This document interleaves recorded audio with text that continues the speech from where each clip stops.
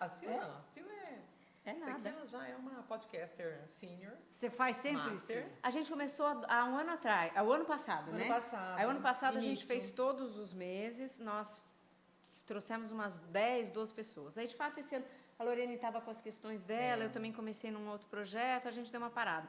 Aí, essa é a segunda desse ano. Opa, que beleza. E a Legal. primeira que eu faço. Ok.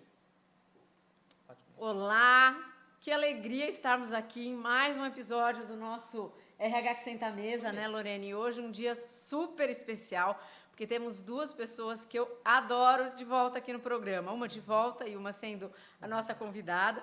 Então, Lorene de volta ao nosso podcast, né, Lô? Seja mesmo. muito bem-vinda de Obrigada, volta. Sil, obrigada, estou feliz com isso também. Obrigada. E uma convidada mais do que especial, uma pessoa que faz parte da minha vida há muito tempo, com quem eu não tenho tanto contato assim, né, Irene? Mas que está marcada, uma pessoa que entrou na minha vida no momento que eu muito precisava e que sempre que eu preciso está muito próxima. Então, Irene, uma alegria que você não faz ideia tê-la aqui no nosso podcast. Obrigada por aceitar estar aqui conosco. Muito bom, Irene, super bem-vinda. Eu também estou super feliz de ter você aqui com a gente hoje. E eu queria te contar que a gente quer falar com você sobre carreira, né?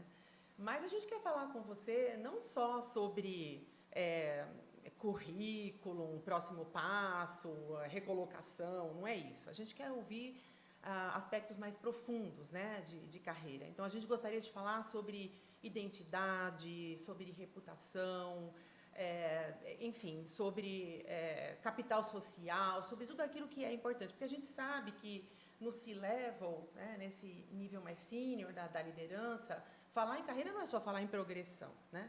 É falar em escolhas, né? É falar em timing, é falar em legado, né? Falar em decisões importantes, né? E muitas vezes até renúncias, né? Escolhas que você tem que fazer para chegar, né, onde você quer, quando todo mundo acha que você já chegou lá, né? Então, é sobre isso que a gente quer ouvir você. Tenho certeza que você vai nos ajudar bastante. Por favor, Irene. Olha, é um prazer imenso estar aqui. Você não sabe que alegria também para mim poder compartilhar, que eu acho que chega um certo período da nossa carreira que a gente quer compartilhar as experiências, né? Então, quando você olha para trás e vê que você tem um legado, que você pode contribuir com alguma experiência sua, isso, para mim, é maravilhoso, né? Música para os meus ouvidos, e principalmente aqui com a minha querida Silvana. Gente, a Irene, ela trabalha na LHH. Nós vamos passar a palavra para ela contar também sobre a trajetória dela, mas só para dar uma breve introdução. Irene, hoje, ela é especialista em carreira, acho que é a pessoa mais especialista nesse país hoje, né? Uma grande referência para a gente, para C-Level, né? Então, deve conhecer quase todos os C-Levels desse país. Eu acho que todo mundo, de alguma forma, já conversou com a Irene. Então, ela tem uma experiência muito grande para trazer para a gente. Fala de recolocação, fala de transição, fala de desenvolvimento. Enfim, se você é um executivo e você quer olhar para você, entender como é que você pode melhorar como ser humano, como profissional, desenhar uma bela trajetória de carreira, eu hoje não conheço ninguém melhor do que a Irene para você procurar. Irene, conta pra gente, quem é você, o que você já fez, como é que você chegou até aqui? Ótimo. Bom, é uma honra, né? Estou honrada com tantas palavras excelentes a meu respeito. Né? Mas é verdade. Eu costumo, sinteticamente, dizer que eu sou uma especialista em longevidade de carreira. Bacana. Vou aqui contar para vocês um segredo, né? Muita gente não diz a idade, mas eu costumo dizer, porque eu acho que é isso que faz com que eu seja o que eu sou. Né? Então, eu tenho 76 anos. Que delícia. E ainda continuo trabalhando e contribuindo na LHH de uma maneira diferente hoje, mas ainda contribuindo. Então, vou começar falando sobre a importância que é você estar constantemente pensando no que você vai poder fazer aos 3, 4, 5 anos. Isso não quer dizer que você vá para esse lugar, sim, mas quer dizer que você está caminhando para algo que pode depois... Você tem que rever isso constantemente. Hoje, é necessário rever constantemente mesmo, né, para você fazer os ajustes de rota. Quem não tem para onde ir, vai para qualquer lugar. Então, vou contar o início da minha carreira. Bacana. Nessa época, eu tinha 26 anos de IBM. Aliás, com 23 anos de IBM, eu estava em licença de maternidade. E eu vi que a IBM mudou o presidente. Naquela época não tinha Google, né? Gente, eu sou antiga, né? E aí, eu fui pesquisar quem era o novo presidente da IBM. Me disseram um cara que veio da Nabisco. Aí eu falei, gente, um cara de biscoito, não é possível. O que ele está fazendo na IBM? Aí eu falei, não é só de biscoito, né? E aí descobri que ele tinha sido da Buzalen, eu acho. Era uma dessas consultorias. Eu falei, a IBM vai mudar. Eu estava em licença de maternidade, quase um ano que eu tive uma gravidez de altíssimo risco. Né? Eu falei, gente, eu tenho que voltar.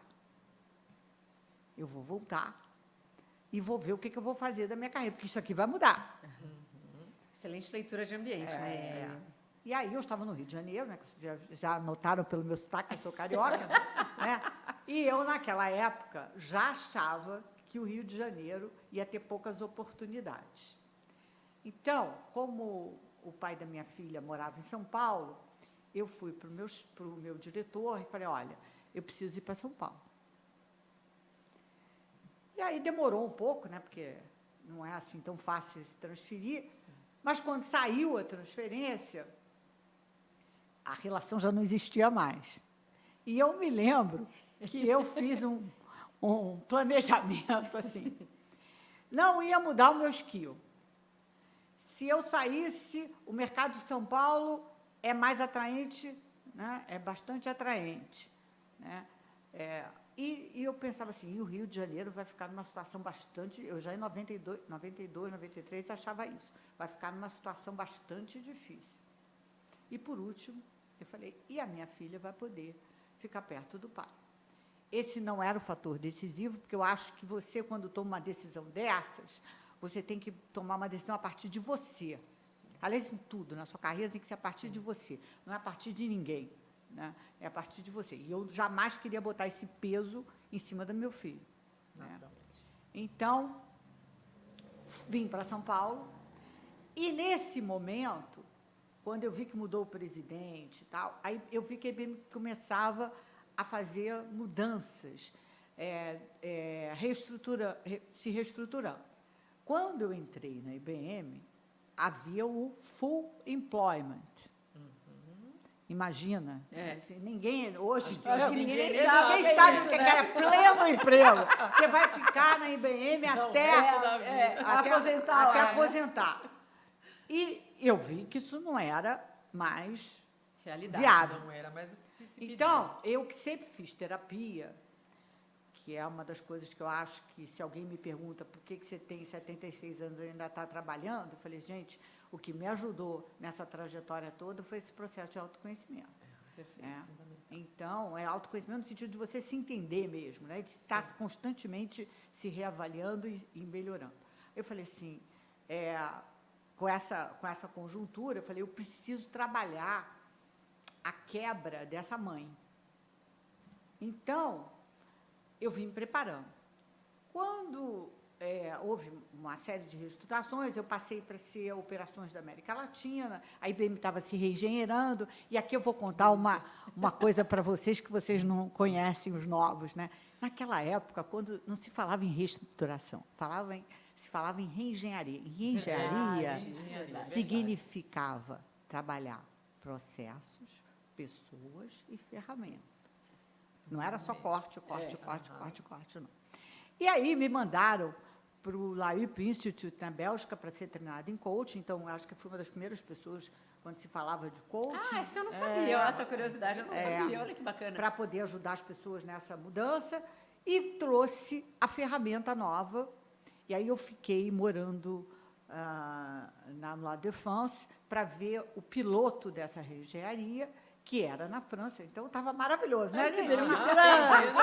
Aprendendo na fonte. Opa, tudo maravilhoso. Aí voltei, implementei eu fiquei tomando conta de forecast, porque era uma unidade de marketing que vendia para os clientes de manufatura para a América Latina. Né? A gente tinha o Brasil, México e Argentina. E ficou muito chato, né? E eu falei para o meu general manager. Poxa, você faz tudo isso e fica cuidando de forecast? Pois é. É um horror. Não, eu não aguentava. Eu falei para ele, Mauro já morreu, foi meu querido amigo. Eu falei, Mauro, eu não aguento. Não quero mais fazer isso. Aí ele falou, já sei o que eu vou fazer. Eu vou te passar para vendas. Nossa. Você topa? Eu falei, eu topo. Eu já estava tão de saco cheio que eu falei, eu topo qualquer negócio. Muito bem.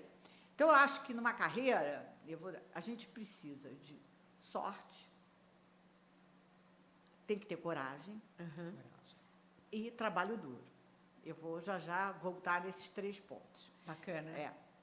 Bom, estava eu 15 dias sentada com o pior território da unidade. Que beleza, né? Foi engraçado. Você quer vender? Então toma Foi de graça, O pessoal passava por mim, os outros representantes, poxa, quem tem padrinho, porque eles achavam que ele era meu padrinho, né? E quem tem padrinho fica com esse território, mas eu estava lá, pegando. Quando eu ouvi que a IBM estava fazendo um programa de demissão voluntária que ela nunca tinha feito antes. Nossa, você pegou o primeiro. Não, já tinha feito, mas daquela maneira não, porque era a época em que havia migração da fundação que a IBM tinha para a previdência contributiva. Então, naquele momento, aquelas pessoas que tinham certo tempo de IBM estavam recebendo todo o valor da fundação. Nossa. E ainda mais 8 salários, mais uma série de coisas. Aí eu fui na sala dele. Falei, Mauro. Quando eu entrava na sala dele, ele até se arrepiava. Ai, meu Deus, lá vem ele. Eu falei, Mauro, por que eu não recebi essa carta? Aí ele falou, Irene, acabei de te passar para vendas. Eu falei, por isso mesmo. Em sã consciência, como é que você pode dizer que eu sou uma pessoa skilled em vendas? Eu nunca fui de vendas. Não fiz um curso de análise de sistema, não entendo nada de análise de sistema. Então, que skill crítico sou eu nessa posição que eu estou? Ele falou, é verdade, você não é um skill crítico. Eu vou falar para todo mundo isso. Eu falei, fale que ninguém vai reclamar. Aí ele ligou para Recursos Humanos, e Recursos Humanos falou, Irene é um target. E ele me deu o número, e eu falei, estou fora. Aí ele falou assim, Irene, o que você vai fazer? Eu falei, o que eu vou fazer, eu ainda não sei, mas eu sei o que eu não vou fazer, eu não vou vender computador. E aí, foi sorte, porque eu tinha acabado de passar para vendas, né? Coragem de eu ter dito que eu não queria mais fazer isso, mas também coragem de sair, né? Porque ela estava na IBM. Sim. Né? E aí, eu planejei a minha carreira, eu olhei para a minha carreira e falei, gente, eu preciso ir para a consultoria para ter uma carreira longeva. Acho que acertei, porque eu já estou há 29 anos fora da IBM. Com certeza. Né? Então, comecei, eu fiquei ainda uns 6 meses sem nada. Né? E aí a IBM me recontratou num projeto em recursos humanos. Eu não vinha de recursos humanos, eu vinha de qualidade. Tá. Naquela época, a qualidade também, você trabalhava pessoas, desenvolvia.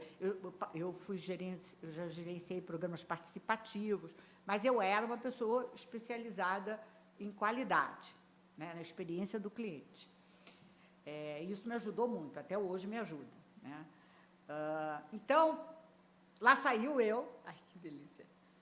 Fiquei esses 3 meses na IBM, 6 meses depois, fiquei 3 meses na IBM, e um headhunter me achou. E me convidou para eu ser headhunter. Olha. Porque eu não tinha nenhuma experiência em recrutamento. Sim. Né? Nenhuma, porque a IBM não recrutava muito. Né? Porque era uma época muito estável, né? Muito estável. Né? Mas eu fui.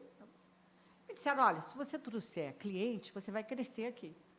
Aí eu trouxe a conta da IBM, estava eu muito bem, até que a Ticket me levou para eu ajudar nesse projeto.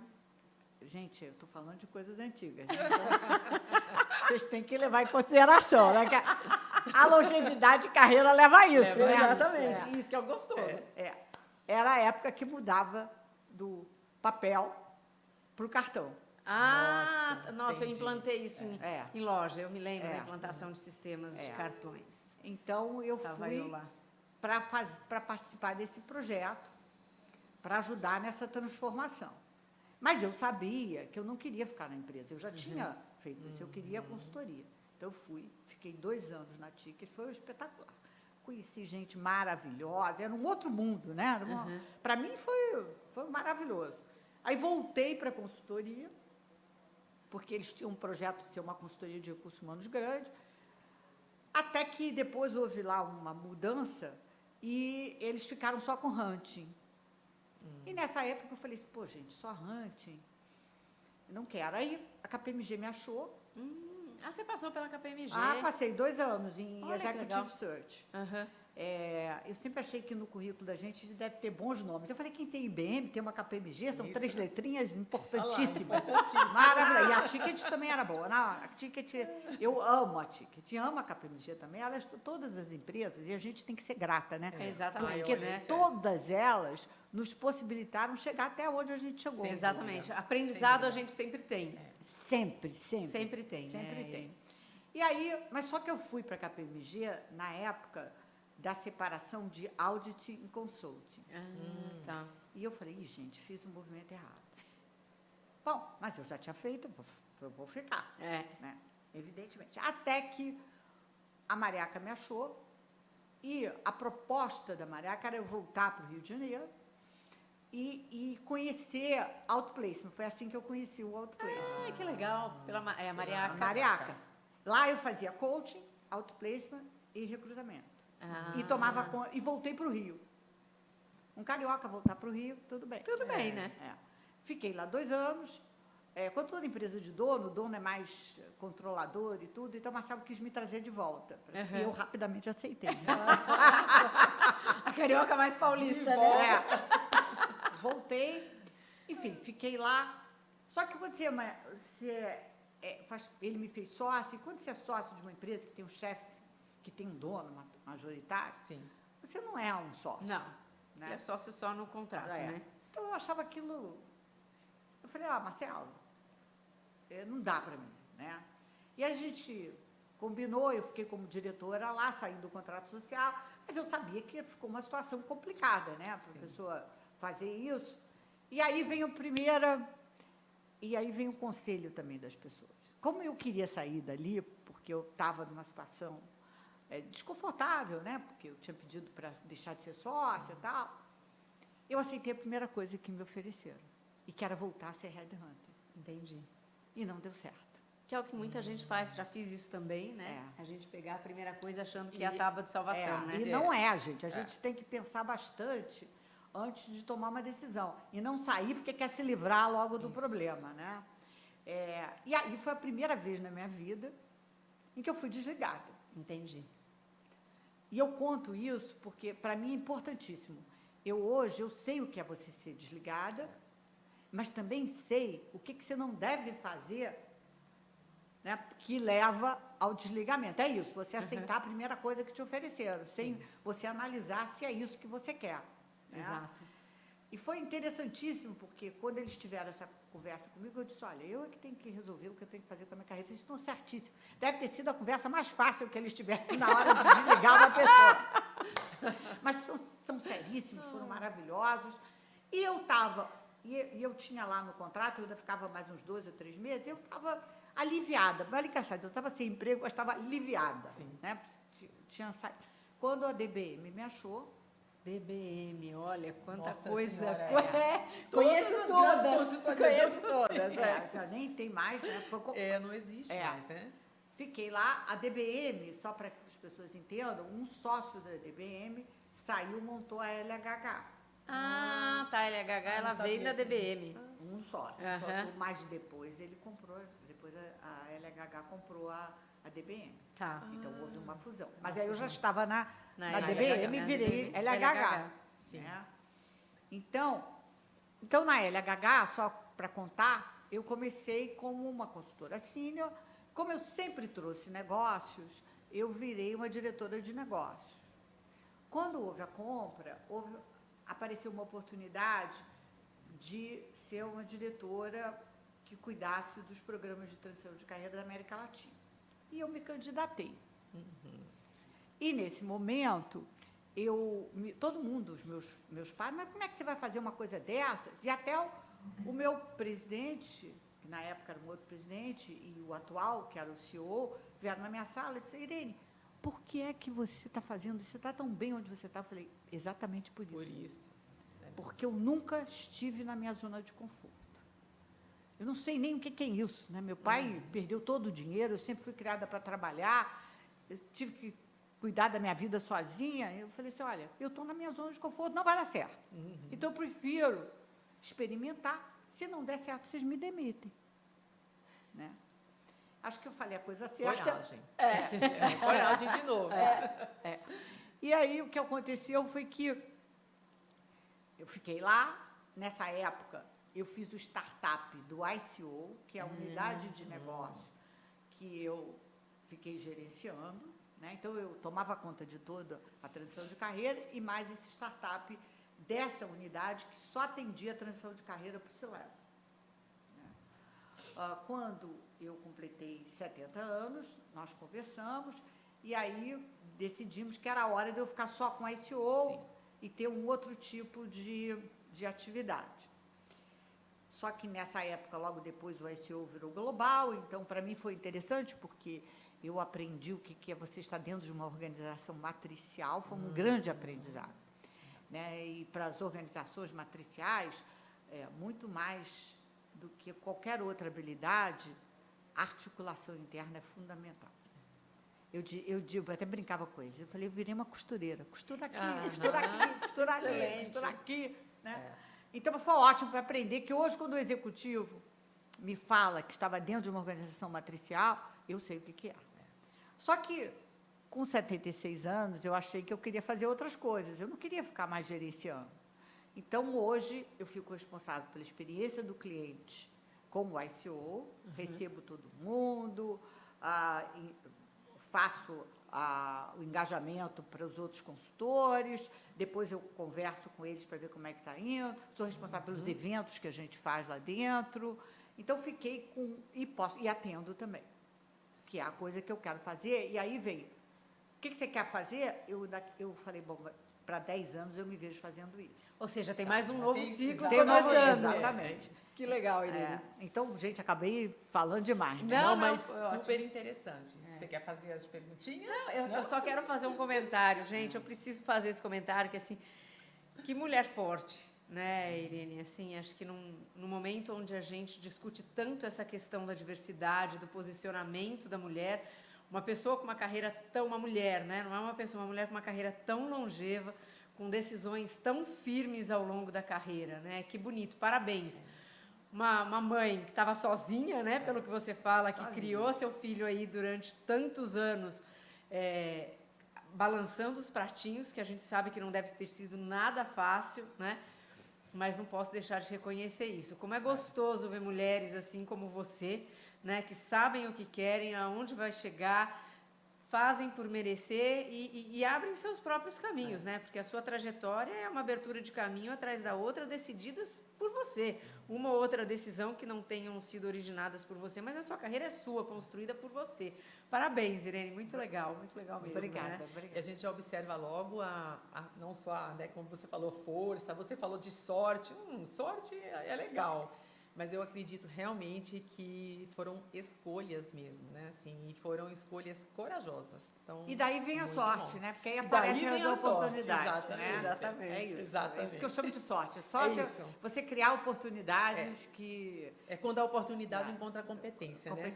Exatamente. Aí precisa de coragem. É né? isso, exatamente. De coragem. Muito bom. A gente vai fazer um bate-bola bem rapidinho que a gente gosta de fazer, Irene. Então, a gente vai te dar 2 alternativas para você dizer o que você acha que é o melhor caminho, tá? Quando a gente fala de carreira, então, né, Lorene? É o próximo cargo ou o próximo ciclo? Eu vou dizer uma coisa para vocês. Eu não vou dar umas respostas... eu vou dizer... ou. Porque, às vezes, o próximo passo o próximo cargo leva ao próximo ciclo. Mas, com certeza, quando eu estou pensando em carreira, eu tenho que pensar no próximo ciclo e olhar o que esse meu cargo agora vai me possibilitar ir para o próximo ciclo. E esse ciclo hoje, gente, nós estamos vivendo em um período jamais vivenciado, pelo menos nós aqui, né? Até eu, que sou mais velha, diria que é completamente volúvel, incerto, ambíguo, Nossa, tem tudo. Tudo diferente. Então, ninguém hoje tem sã consciência, sabe como é que vai ficar o mundo do trabalho. Os ciclos são curtíssimos. São né? curtíssimos. Então, você pensa a longo prazo, mas você tem que toda hora estar revisando e ver o que está acontecendo. Né? A gente tem um fator, eu não sou nem tão determinista como o Elon Musk, que acha que o trabalho vai acabar, não sei o quê, mas eu acho que vai se transformar drasticamente. Drasticamente. E a gente tem que estar preparado para isso. Agora, quem é líder tem que estar preparado exatamente para conseguir olhar essas pessoas que estão sob a sua liderança e conseguir encaminhá-las, porque esse é o grande legado, né? Que a gente é olhar para trás e ver quantas pessoas você influenciou, né? E que pessoas você fez crescer dentro das organizações. É isso que você vai levar, porque, infelizmente, gente, e eu posso dizer, porque a gente já estou mais velha, quando você olha para trás, é isso que você vai olhar. É o que você deixou, o que você construiu, né, de pessoas legado, que... Né, é o seu legado, é isso que importa. Né? E quando você morre, só fica o legado, né? Porque mesmo. você não leva nada. É isso. Então, aí vem a próxima, né, Lô? Olhando assim para o nível, né, o executivo se leva, vamos pensar, o que você acha que mais mudou quando eles pensam carreira hoje? Ó, que de fato... Porque com essa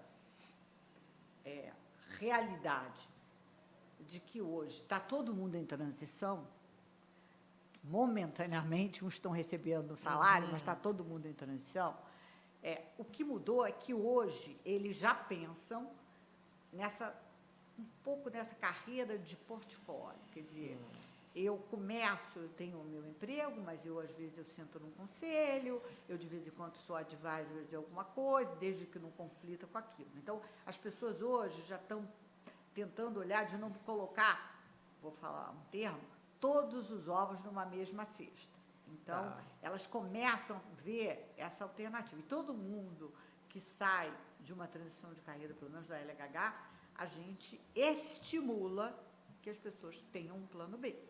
E que comecem a colocar esse plano B em andamento. Às vezes já aconteceu em transição, que o plano B virou plano A. Sim. Mas, de qualquer maneira, ele é importante para a sustentabilidade da pessoa na sua carreira. Todo mundo tem que ter, e hoje principalmente. Sim. Não é o final do mundo, mas ele requer de você habilidades diferentes, né, nesse contexto que nós estamos vivendo. Muita adaptabilidade, muita. Criar aquela zona de conforto, jamais. Né? Jamais, muita adaptabilidade. E tem uma coisa, você tem que ter... As pessoas são intuitivas, elas conseguem fazer isso mais facilmente, porque você vai ter que tomar decisões sem ter todas as informações. Aquilo que eu falei em 92... E foi intuitivo, né? Eu falei, Rio de Janeiro não vai ter oportunidade para mim. Exatamente. Eu tenho que uma sair visão, daqui. uma leitura de mercado. E em 96, a IBM mesmo já está começando a transferir todo mundo para São Paulo. E eu ainda vi naquele programa que ela ainda me pagou uma série de coisas. Ainda fui beneficiada com isso, né? Mas mudou, a IBM mudou. Ela encontrou um novo caminho e está tudo certo. A IBM é maravilhosa, adoro a IBM. É um exemplo de uma empresa que está sempre se reinventando, né? Então, fui muito feliz, fiz grandes amigos, mas é isso, a gente tem que ter noção que tudo na vida é transitório. Sim. A nossa vida é transitória, né? Eu costumo dizer que isso aqui é uma casa alugada. Exatamente. Boa. Um dia um inquilino pede a casa e você tem que sair da casa, né? Então, tudo é transitório.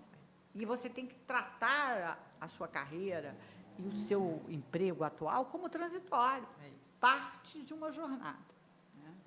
Você falou dessa questão da adaptabilidade, né, Irene? Quando as pessoas procuram a questão do aconselhamento de carreira, elas estão indo abertas a isso? Como é que é hoje o profissional, né? E, obviamente, ele deve sair do teu processo transformado, né? O que você recomenda para uma pessoa que quer buscar um processo de transição de carreira? O que vai acontecer com ele com ela num processo desses? É importante que eles entendam, eles às vezes têm, eu diria, a grande maioria tem uma noção equivocada desse processo. Acho que nós fazemos recolocação. Porque, se você olhar, todo mundo, eu quero um novo emprego agora. Chega assim, eu quero vaga, né? Exatamente, e não é isso. A gente ajuda as pessoas a passarem por essa transição, com acompanhamento, com uma série de recursos que os ajude a chegar onde eles querem. Mas é um processo de transição. E a gente tem que entender isso como um processo. E que esse processo, eu chamo de transição e não de mudança, porque a mudança é assim, o cara foi demitido, acabou. Mudou. Mudou e pronto. É transição porque ele tem que passar por esse processo. E, assim, bem simplesmente, eu poderia dizer que esse processo tem 3 etapas. A primeira etapa é a etapa do luto. É igual que, eu vou dar um exemplo bem fácil das pessoas entenderem. É igual quem se separa. O início é luto. Você fica... Tanto é que é horrível você pegar alguém que se separou e começar a namorar, porque esse cara não importa quem tá decidiu, pronto. né? Não está pronto, é furada. Mas pode dar certo. Fica a dica, né? Fica a dica. Mas pode acontecer. Né? Aí depois, porque esse luto não dura para sempre, mas ele pode voltar. Sim. Tem a etapa das oportunidades. Aí tem gente que fica ciscando, cisca ali, cisca aqui, até que, algumas vezes, encontra alguém e se engaja num novo projeto. Quando você está também em transição de carreira, é a mesma coisa. Mas existem pessoas que veem muitas oportunidades e voltam para o luto.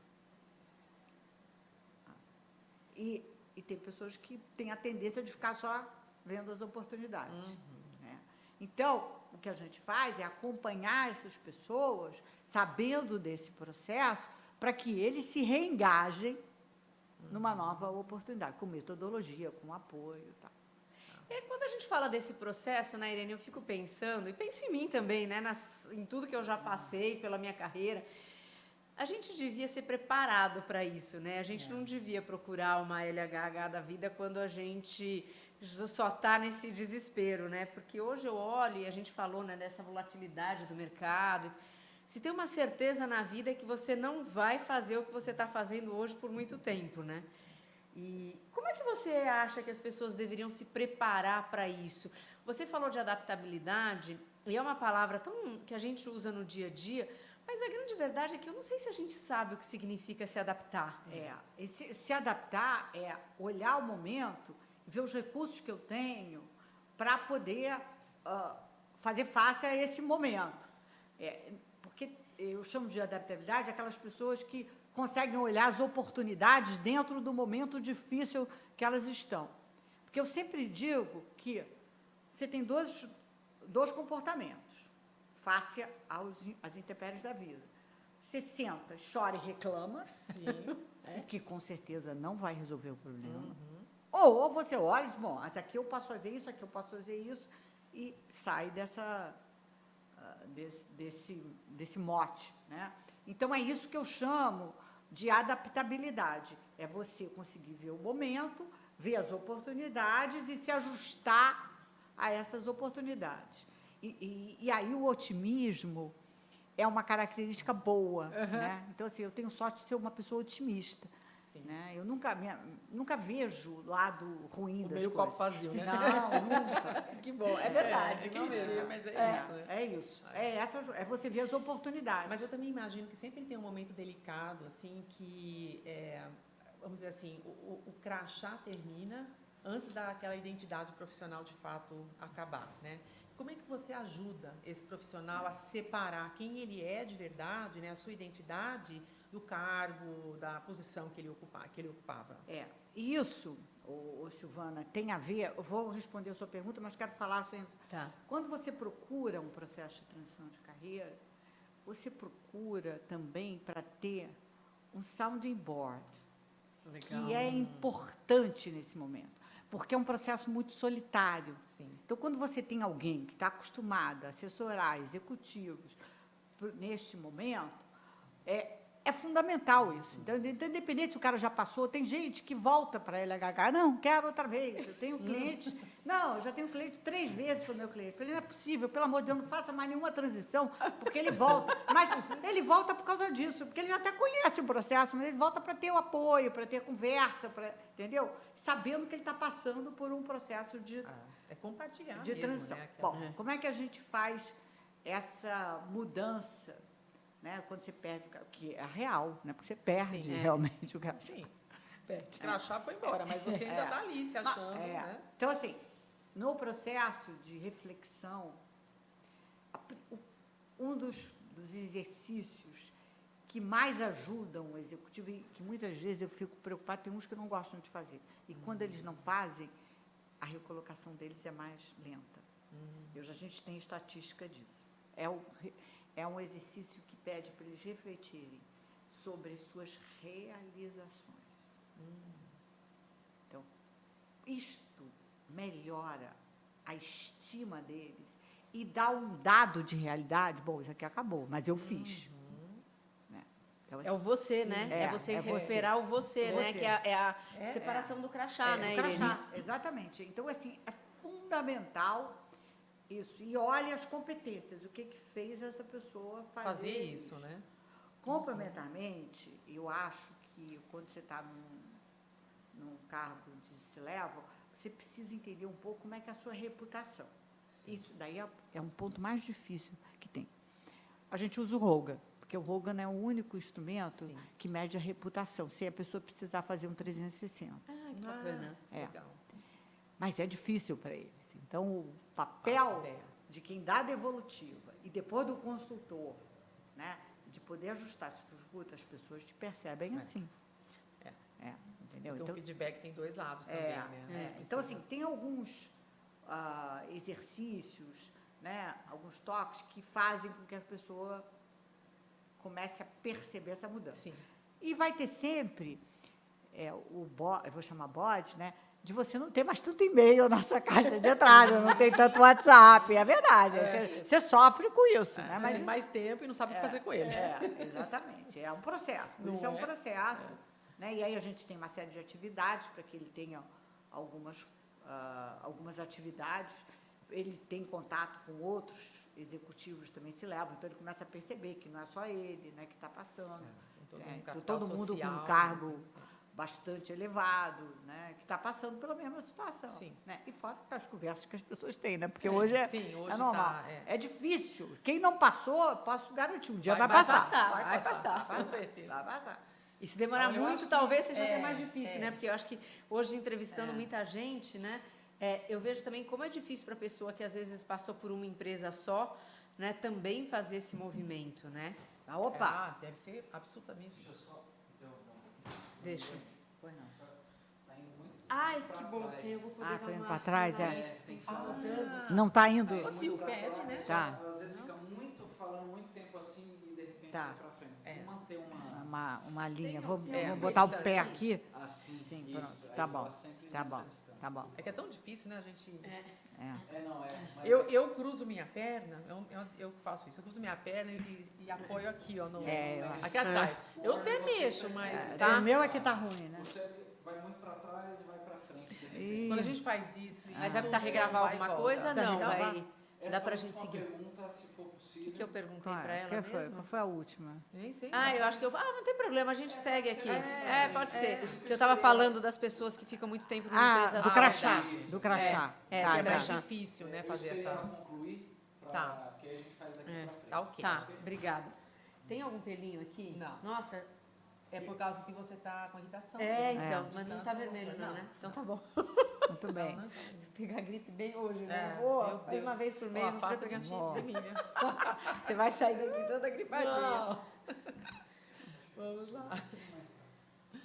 Pra cá, tá. Você já quer que entre na outra pergunta? Vou lá. Eu vou pegar esse aqui, ó. Você vai pegar... Aí você tá. Vamos lá. Bom, Irene, a gente está falando aí... Estamos falando, Irene, então, bastante, né, de como é que você traz para você quem você é, né? Então, como é que você se dissocia do seu crachá. E aí vem aquela pergunta clichê que não dá para não fazer, né? Quais são essas competências que você, como profissional, precisa cada vez mais, e hoje mais ainda, né? A gente fala hoje, eu acho que mais até, sempre se falou da necessidade do seu lado comportamental, né, das suas atitudes, mas eu acho que hoje, no mundo de hoje, então, não tem como fugir disso, né? Não adianta só ser um bom técnico. O que o mercado precisa hoje, especialmente quando a gente fala de C-Level? O do C-Level, ele precisa ter essa agilidade, que a gente poderia chamar de ambidestria, né? De conseguir ir do estratégico para o operacional. Uhum. Né? Quer dizer, ele tem que transitar muito rapidamente nesses dois mundos. Uma capacidade de realização muito grande. E hoje, se você não for um líder que esteja preocupado com a sua equipe, né, com o bem-estar da sua equipe, no sentido mais amplo, não é ser, como é que se diz, como é que eu poderia, aqueles que são paisões, não é nada disso. É se preocupar com o que motiva a sua equipe está indo bem, esse executivo, com esse olhar para as pessoas, né? Esse executivo que é capaz de ir do estratégico para o operacional, esse executivo que consegue olhar o copo mais cheio, né, de olhar as oportunidades mesmo com a diversidade. E hoje, evidentemente, aquele que consegue transitar bem com letramento digital, mas letramento digital voltado para o negócio, né? Como é que eu posso usar isso em benefício do meu negócio? Para tomar decisões bem assertivas, assertivas, né? Você falou de motivação e eu acho bem bacana isso, né? Há tempos, e aí você trouxe uma coisa que eu acho muito legal, que é assim, todo mundo quando fala de motivação, acho que motivar o time é pôr aquela mesa de pebolinha ali dentro do escritório, né? Eu acho que já está mais do que provado que não é isso, né, Irene? Lógico, é você entender o que motiva, e as pessoas se motivam por coisas diferentes. Uns querem carreira, outros querem qualidade de vida, outros querem poder, né? Então, cada um se motiva, um quer mais parte técnica, outro quer fazer o bem às pessoas, entendeu? Cada um tem uma motivação. Se você, como líder, entender que os seres humanos são diversos e têm motivações diversas, e você conseguir adequar este ambiente para essas pessoas, você tem um time coeso e tem um time produtivo, que, no final das contas, o que o líder quer? Ele quer dar resultado para as empresas. E você hoje não tem resultado se você não fizer isto através das pessoas. Aquilo que eu falava no MBA, há uns 10 anos atrás, o pessoal achava que eu era sonhadora. Hoje eles devem ter dizendo, poxa, a professora Irene tinha razão, porque você é uma professora, como é que eu vou fazer? Hoje é verdade. Entendeu? A mesma coisa quando começaram a falar sobre propósito, né? Era tipo assim, estão sonhando, né? Estão sonhando, é sonhadora. Exatamente, abraçar árvore, exatamente. A gente tinha um slide, né, que era, naquela época da DBM, não se falava nem em propósito, se falava em missão. Sim, é verdade. Né? A gente tinha isso e as pessoas diziam assim, mas você é uma coisa quê, doida, né? é sonhadora. Hoje... Para que isso? Né? Hoje você fala em propósito. E a gente vê também que autoconhecimento, obviamente, é extremamente importante para isso, né? Mas o que exatamente é autoconhecimento para um executivo sênior? O autoconhecimento é ele ter noção das suas fortalezas, né? Das suas paixões, aquilo que realmente ele que driva, né? Que leva ele a fazer as coisas, e principalmente das suas áreas de oportunidade. Tá. Até para ele poder, de repente, dizer, não, nisso eu não sou tão bom. E ou ele muda a carreira dele, ou ele ajusta o recrutamento das pessoas que estão embaixo para poder suprir essa deficiência. Porque ninguém é completo. Sim. E ninguém vai fazer nada sozinho, né? Não, ninguém faz nada sozinho, entendeu? Então, para mim, o autoconhecimento é isso. E ele não vem de uma hora para outra. Sim. E, muitas vezes, você tomar decisões que impliquem você largar um pouco o poder, elas não são triviais. Muito pelo contrário. Elas não são triviais. A pessoa pensa, quando eu conto a minha história, não é trivial. Eu sofro, Sim, mas eu sofro, mas eu ponho na balança. sim. É isso que eu quero. Tem o que eu quero, tem o que eu sei que não quero. Ou Exatamente. posso, né? Então, assim, isso é autoconhecimento, né? Essa certeza, né, do que eu não quero. Muito bom. Né? E saber que mesmo eu querendo, eu vou sofrer. Eu tenho, E tem uma questão no autoconhecimento também, né, Irene, que eu vejo, que é na construção das relações, né? O quanto você, né, você falou muito dessa questão de você ser uma costureira, né? Quando você está no C-Level, a gente entende que cada vez mais no C-Level você tem que fazer essas relações acontecerem, porque a gente sabe, como você mesma falou, né, o resultado depende de gente. Gente, ela precisa se sentir bem e precisa interagir com alguém. A gente pode romantizar o que a gente quiser, mas se não tiver uma boa relação ali, a pessoa não vai fazer, né? É verdade. Se não tiver, por isso que a gente quer esse ambiente positivo, né? Porque a pessoa quer estar ali pertencendo e toda essa questão, né?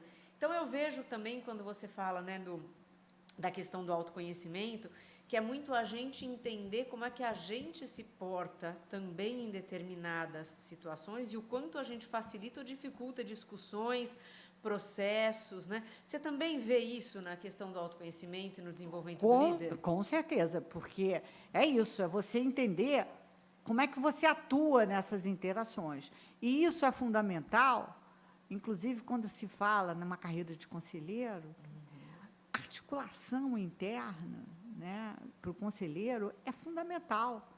E saber ouvir.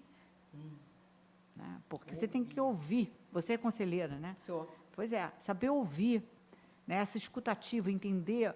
E você só consegue ouvir o outro quando você está atento no outro, até pelo body language dele, né, pela maneira com que ele atua. E isso é difícil fazer quando você está numa reunião de conselho. Então, eu sempre digo, gente, isso é fundamental para ser um bom conselheiro. Né? Ler as entrelinhas, né? Ler as entrelinhas, né? E saber quando é que você atua, quando não atua, né? Sim. Entendeu? Então, é isso. E você, como executivo, e vocês, qualquer um executivo que esteja em organização matricial, ele não vai sobreviver se ele não fizer isso. Porque ele tem um país e ele tem um reporte da business unit dele. Então, esses dois, às vezes, têm objetivos diferentes. E aí a gente pode fazer uma pimentinha, né? Vamos lá. Assim, aí vamos olhar para as mulheres nesse contexto, né? Da liderança feminina. O que você tem observado das mulheres nesse processo de transição, enfim? As mulheres, pela dificuldade que elas têm, e aí a gente tem que voltar até na educação, né? Eu não posso dizer isso porque eu fui criada para trabalhar. Mais para frente. Tá bom? A Irene ou ela? Eu. Tá. Vamos voltar. Vamos. Legal. Das mulheres. Pôr a pimentinha. Faz que ficou legal. É verdade. É. Ok, Irene. Então, acho que nesse contexto a gente pode trazer uma pimentinha, né? Vamos falar da liderança, né? Vamos falar da liderança feminina nesse contexto, né? O que é que você tem observado das mulheres nesse processo de transição de carreira? Primeiro, quando a gente olha o nosso número de gêneros em transição no C-Level, ainda é muito pouco o número de mulheres. Sim. Muito pouco. Então, posso só fazer uma pode. parte? Eu fiquei chocada, Irene. Eu recebi uma pesquisa há um mês atrás. Nós voltamos, sem considerar outras diversidades, né? Que aí o cenário é mais caótico ainda. Mas falando de mulheres, nós estamos regredindo, na verdade, a pesquisa, né? Porque toda pesquisa tenta buscar o lado positivo, que diz que do ano passado de 24 para 25 a gente cresceu em mulheres, mas nós voltamos para patamares de 2022. Eu fiquei chocada. A gente nota, sim, por exemplo, no nosso universo, vamos botar um número de 50 pessoas em transição, 5 mulheres. Impressionante, né? O resto todo são homens. Agora, a gente tem uma explicação que todo mundo dá, e eu acho... E eu não tive essa oportunidade, eu não tive essa vivência, porque, como meu pai perdeu todo o dinheiro, e desde garota a minha mãe me criou para eu trabalhar, eu não tenho esse estímulo. Eu não fui criada para casar. Sim. Eu fui criada para trabalhar. E ela dizia, você é inteligente, você vai ter que, talvez, sustentar sua família. Então, inclusive, eu fiz a UFRJ, administração, eu tinha passado na PUC, em Sociologia e Economia, que era o que eu queria fazer, e passei na UFRJ em administração. E ela falou comigo, olha, acho melhor você fazer administração, porque a UFRJ era o único curso que era à noite, administração. Ela falou, olha, você pode ter que trabalhar, e a PUC, seu pai pode não poder pagar a faculdade. Então, eu sou uma socióloga frustrada. Mas não tem problema. Mas, olha, aparentemente não tem nada de frustrada. Nada, eu estou brincando. Mas eu amo política, eu assisto tudo quanto é comentário, entendo de política, entendeu? Eu sou uma pessoa ligada nisso. Então, eu acho que tem a criação, né? Então, as mulheres, por causa disso, elas também se cobram muito mais. Sim. Então, tem a síndrome do impostor, que todo mundo fala. Então, tem uma série de aspectos que contribuem para que a gente não veja esse grande número. E você traz isso logo no começo da sua fala, desculpa te interromper, quando você diz assim, né? Eu tive que quebrar essa coisa de mãe, né? Você falou lá na sua carreira, falando da sua carreira, você falou, eu tive que quebrar essa minha... Né, essa coisa de mãe para eu voltar ao trabalho. E isso é muito importante. É difícil. É difícil. Né? É difícil. Mas isso vem porque eu fui educada para trabalhar. Eu só pude tomar essa decisão, além de eu ser extremamente pragmática. Sim. Né? Então, eu olho assim, eu tenho que resolver isso, vamos resolver. Então, mas é a minha criação. É a interação. Sim, a minha criação. Sim. Que me ajudou. Eu voltei. Tem mães que não voltam, né? Você vai deixar, vai voltar da licença. Ou se culpam, né? Não conseguem evoluir. Eu sei assim, eu dependia do meu filho para sustentar meu filho. Então eu falei assim, cara, não tem jeito. Eu preciso arranjar o meu melhor lugar para eu estar. Né? Então tem uma coisa da criação. Eu fico triste de ver esses números diminuindo, né? Porque eu acho que quando nós temos algumas características, nós não somos nem melhores nem piores que o homem. Sim. Nós temos naturezas diferentes e maneiras de reagir diferentes. Sim. O ideal seria que a gente tivesse 50-50, né? Sim. Porque aí você teria uma riqueza imensa, né? E uma riqueza até em termos de outras diversidades, né? Porque as diversidades, elas nos ajudam a crescer. Sim. Eu sou mãe de um trans e eu acho que eu cresci muito com essa diversidade dentro da minha casa, né? Com um olhar, entender o olhar do meu filho, que é diferente do meu olhar. Sim. E isso, dentro das organizações, se você conseguir fazer isso, é uma maravilha.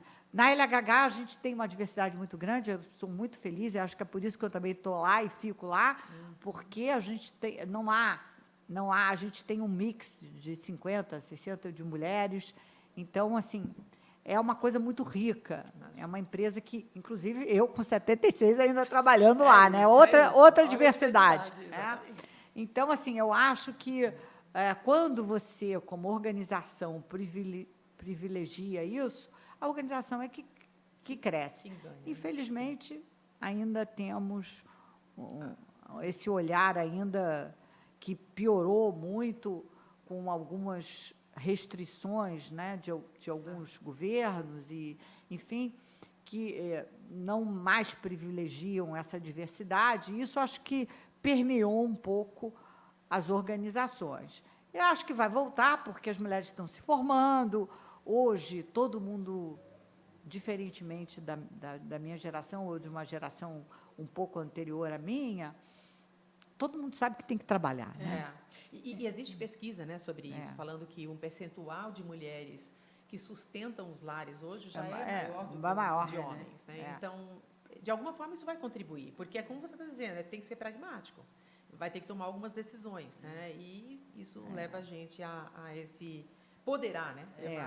Você sente, Irene, nas pessoas, porque você trabalha como você falou, né? Você deve receber diversidade, não só homens e mulheres, mas você deve receber diversidade. Mas você sente o que se diz como diversidade, que na verdade não é, né? Porque mulher é grande maioria e tudo mais, mas vamos usar o rótulo que a gente tem, né? Você sente um despreparo maior das mulheres, por exemplo, do que dos homens quando você recebe esses executivos? Em nenhum momento. Não são igualmente capazes, né? Igualmente capazes.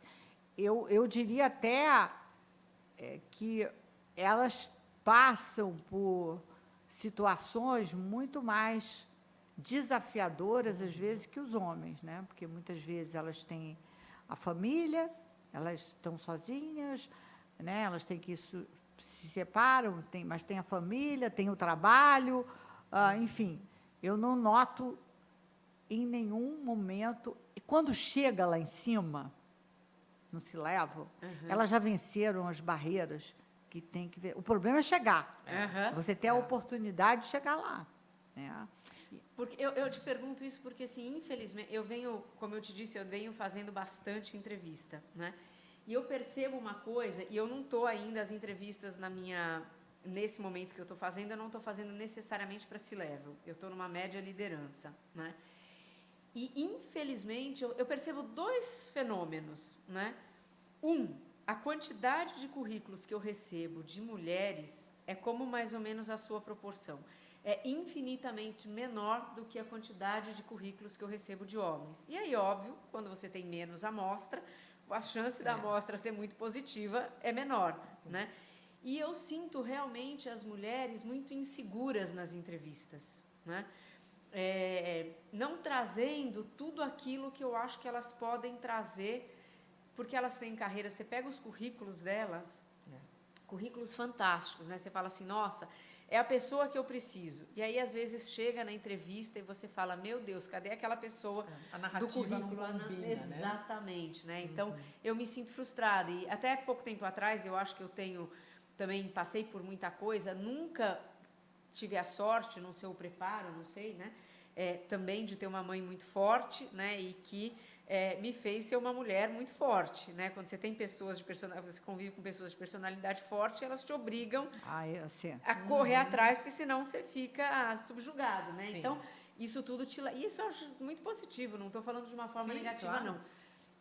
Então, eu também nunca senti que eu deixei de crescer. Eu sinto que eu, Silvana, deixei de crescer por limitações internas, quando os meus obstáculos internos foram maiores do que a minha vontade de crescer. Então, eu não sinto isso, mas eu realmente olho para as mulheres e eu falo, o que a gente pode fazer, né, como grupo de mulheres que conseguiram, que atingiram seus objetivos, para, de fato, ajudar essas mulheres e a diversidade como um todo. Né? Pois é, a gente até, agora vou só falar do caso da LHH, a gente tem um programa de desenvolvimento de liderança feminina. Que bacana. Exatamente para poder trabalhar as mulheres nesses pequenos obstáculos que, muitas vezes, elas se impõem, porque é imposto por elas, né? Eu só me candidato para posições, por exemplo, nas quais eu tenho total aderência. Eu não for no meio. Homem não, o homem se candidata. É verdade, Entendeu? eu estou vendo isso.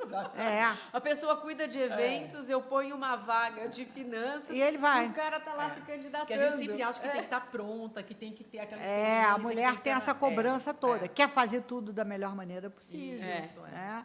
Então, assim, tem alguns obstáculos que a gente trabalha, né, nesse desenvolvimento da liderança feminina, que é muito interessante, e a gente trabalha o gestor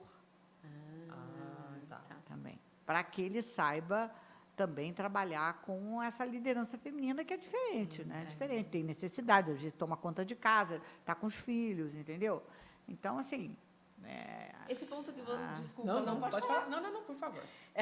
Você trouxe essa questão de trabalhar a liderança, e essa mesma pesquisa que eu mencionei para você, eu acho que foi do IMD, mas eu não tenho certeza qual foi o instituto que fez, ele traz o seguinte, pegando o C-Level, né? Então, ele fala exatamente o que você está falando, a pesquisa, de que, de fato, quando as pessoas chegam no C-Level, não tem diferença, muito pelo contrário, se você pegar o grau de escolaridade, de formação adicional, né, das mulheres, muitas vezes é até maior do que dos homens. Se você pegar a média, as mulheres estão mais bem preparadas, educacionalmente falando, até do que os homens.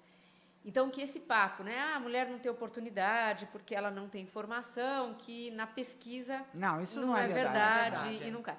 Então, ele traz muito a questão de que a questão da diversidade ela é estrutural, né? Na sua visão, Irene, o que você acha que tem que, de fato, mudar? Eu não vou entrar na questão de cota, porque eu sei que ela é extremamente controversa, Opa, né? Mas o que você acha que tem que mudar para que essas mulheres tão bem preparadas, que já passaram por tanta coisa na carreira, muitas vezes até alguma questão de assédio, né? Consigam, de fato, sentar nessas cadeiras e ficarem nessas cadeiras, né? Esse é um problema, né, real. Uhum. O assédio é um problema real. Bom, a gente vê a taxa de feminicídio, é uma coisa assim, desesperadora, né? Quando você olha um negócio desses, Inacreditável. Né? é inacreditável que ainda tenhamos isso. Então, eu acho que a mulher ela tem que ficar cada vez mais forte, segura de si, né? Para que ela possa não se submeter a esse tipo de situação, né? O assédio é inadmissível, né, gente? Sim. É inadmissível. Então, assim, por isso é que eu sou uma pessoa muito adepta do autoconhecimento, né? Porque a mulher tem que ficar muito segura. É interessante, eu estava vendo uma série na Netflix, uma série bem cheesy, né?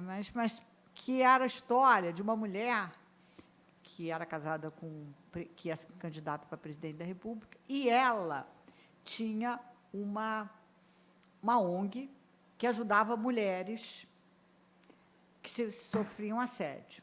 Tá. E ela conta que ela começou isso, você vê a importância, né, por causa da mãe. A mãe sofria assédio, mas a mãe ensinou ela a jamais se submeter. Eu estou contando isso porque até defesa pessoal a mãe ensinou. Olha que Olha bacana. isso. Então, assim, talvez a gente tenha que pensar nisso. Isso me fez refletir. Gente, a gente devia ter aula de defesa pessoal para a mulher, porque ela não pode sofrer isso. Tem que ficar Exatamente. forte, tem que ficar... Porque apanhou, não pode deixar apanhar. Né? Isso não é é pra uma viver coisa isso, assim, né? horrível, É horrível. Então, eu acho que o autoconhecimento e outras coisas que a gente deveria até incluir na educação das mulheres, né?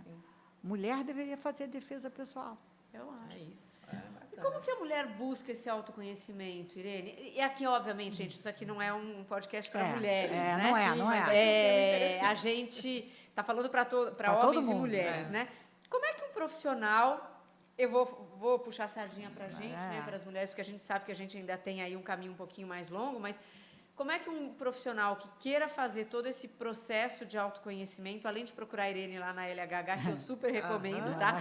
De verdade, tá? Eu já fiz um processo com a Irene e é muito bom, mas além da Irene, o que você, como profissional, deveria tentar fazer para criar o seu plano B, olhar para o novo ciclo, pensar que nessa mudança toda, será que você está preparado, não está preparado, não só tecnicamente, mas emocionalmente?